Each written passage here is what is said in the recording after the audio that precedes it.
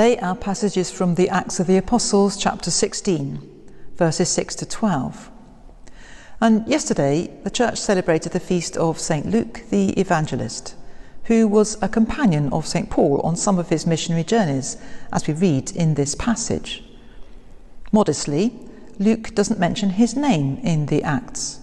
He just uses the first person, we, instead of the third person, they, when he was there, so we can piece together his movements. Paul called Luke his beloved physician, and it seems likely that Luke was Paul's doctor. Luke went on to write a very big chunk of the New Testament, the Gospel of Luke plus the Acts of the Apostles, which was in effect a sequel. He was the only New Testament writer to be a Gentile, not a Jew. And in many ways, his Gospel is particularly relevant to us today, remarkably up to date. Luke focused on Jesus' teaching about the poor. He had a special interest in women who were not invisible to him, as they may have been to other writers of the time. His medical background gave him a particular interest in the healing miracles, and we find more teaching about prayer in Luke's Gospel than the other Gospels.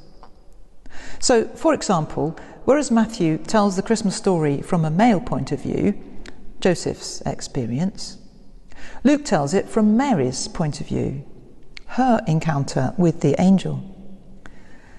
He features Elizabeth too, mother of John the Baptist, not just his father Zechariah. At the presentation in the temple, Luke gives us Anna, the prophetess, as well as Simeon. And his parables of the lost include the lost coin, a woman's story, as well as the lost sheep, a male version of it. He lists the wealthy women who supported the mission of Jesus and his disciples. Gender equality is quite a modern concept, but Luke was certainly getting there. And of course, as a Gentile, he had an interest in the mission to the Gentiles, the nations, which Paul headed up.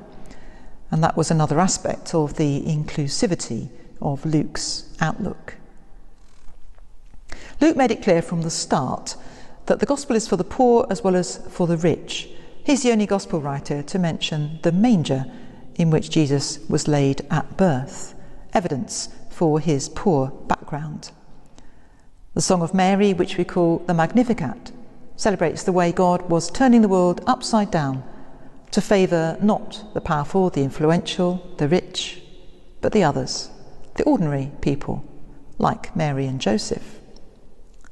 Blessed are the poor, says Jesus in Luke's Gospel. He goes on, for theirs is the kingdom of heaven, the greatest treasure anyone could have. I don't think this means that poverty should be celebrated somehow. It causes a great deal of suffering in the world.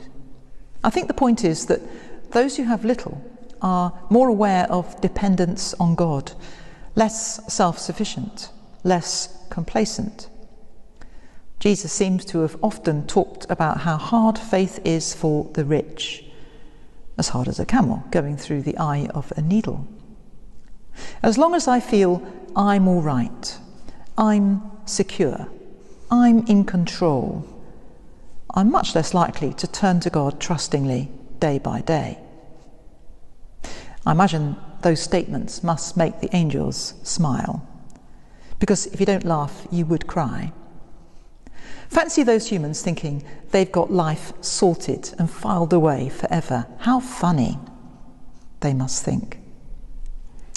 Perhaps recent global and national events, many of them sad, unpleasant, worrying, have reminded us that we never do have life neatly packaged and organised. We kid ourselves if we think that, however wealthy we may be. Blessed are the poor. So let's use our awareness of vulnerability and uncertainty and insecurity for good. Let's use it to turn empty-handed to God, our loving parent, and to receive all the blessings of life from those wounded hands.